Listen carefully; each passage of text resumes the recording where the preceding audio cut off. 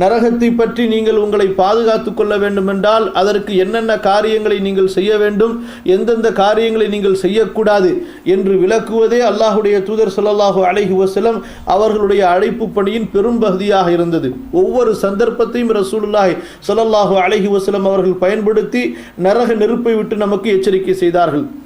ஒரு சமயம் ரசூலுல்லாஹி ஸல்லல்லாஹு அலைஹி வஸல்லம் அவர்களுடைய சபையிலே அவர்கள் தங்களது தோழர்களுடனே பேசிக் கொண்டிருக்கும் பொழுது ஏழ்மையிலும் மிக மோசமான நிலைமையில் இருக்கக்கூடிய சில கிராமத்து வாசிகள் அல்லாஹ்வுடைய தூதர் ஸல்லல்லாஹு அலைஹி வஸல்லம் அவர்களிடத்திலே வருகின்றார்கள்.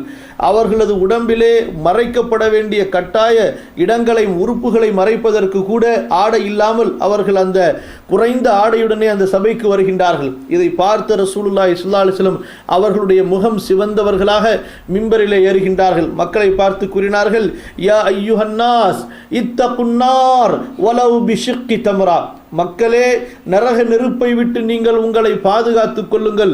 ஒரு பேரீத்தம் பழத்தினுடைய பகுதியை அல்லாஹ்வின் பாதையில் தர்மம் செய்தாயினும் சரியே. உங்களுக்கு நரக நெருப்பை விட்டு நீங்கள் பாதுகாத்துக் கொள்ளுங்கள். உங்களை ஒரு பேரீத்தம் பழத்தினுடைய பகுதியை தர்மம் செய்ய முடிந்தாலும் அதை தர்மம் செய்தாவது உங்களை நரக நெருப்பை விட்டு பாதுகாத்துக் கொள்ளுங்கள் என்பதாக. இப்போ இது போன்ற பல சந்தர்ப்பங்களை நாம் பார்க்கலாம்.